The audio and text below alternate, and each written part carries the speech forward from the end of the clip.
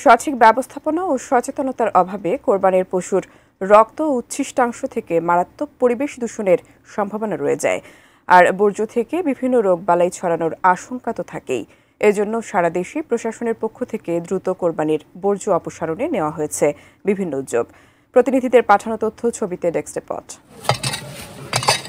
বেলা 11টা থেকে আনুষ্ঠানিকভাবে বর্জ্য অপসারণ শুরু করে রাজশাহী সিটি কর্পোরেশন। এই কাজে নিয়োজিত 1300 পরিচ্ছন্নতা কর্মী। সিটি কর্পোরেশন জানায়, এক একটি ওয়ার্ডে ভেনে করে অন্তত 20 জন বাড়ি বাড়ি গিয়ে ময়লা সংগ্রহ করছেন। ময়লা সংগ্রহ শেষে জীবাণুনাশক ও ব্লিচিং পাউডার ছিটানো হচ্ছে। বাড়ির সামনে বা ড্রেনের পাশে যারা কোরবানি করেছেন তারা নিজ দায়িত্বে বর্জ্য পরিষ্কার করছেন। রাজশাহী শহরে কোরবানি যে হয়েছে এটা আগামীকালকে যেন বোঝানো যায়, এইটা হলো আমাদের মূল টার্গেট। এইটা করতে যদি আজকে সারাদিন সারা রাত লাগে তাই করি। কাঠ ও পিভিসি ম্যাটেরিয়ালের সংমিশ্রণে তৈরি আধুনিক আরএফএল উডিডোর, কাঠের চেয়েও কঠোর।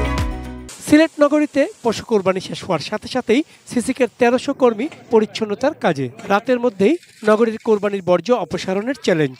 বিকালের থেকে আমাদের আরেকটা চ্যালেঞ্জ, সেটা হচ্ছে বাসা বাড়ি কিংবা যেগুলো পশু কোরবানি যারা দেবেন সেগুলো বর্জ্য অপসারণ। আশা করি আমরা সন্ধ্যা নাগাদ কাজ শেষ করতে পারবো বলে বিশ্বাস করি। সকালে পশু কোরবানির বর্জ্য অপসারণ কার্যক্রমের উদ্বোধন করেন Chittagong city mayor doctor Shahadat Hossain. এ সময় তিনি বর্জ্য অপসারণের টার্গেট জানান। আমাদের যে পরিচ্ছন্ন কর্মকর্তা 4200 জন আজকে প্রতিটি ওয়ার্ডে তারা কাজ করছেন। আমাদের যে ডাম্পিং ট্রাকগুলো আছে সেটা আমরা আজকে বাড়িয়ে দিয়েছি প্রায় 160।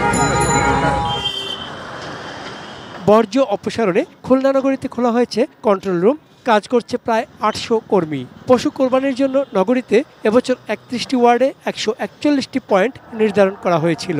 কোরবানি পশু জবাই দেওয়ার সাথে সাথে পানি দিয়ে যাতে সেগুলো ওয়াশ আউট করা হয় এবং পার্শ্ববর্তী ড্রেইনে এই রক্তগুলো যাতে তারা সেখানে ফেলে। চন্দন পাল, ডেস্ক রিপোর্ট, এটিএন নিউজ।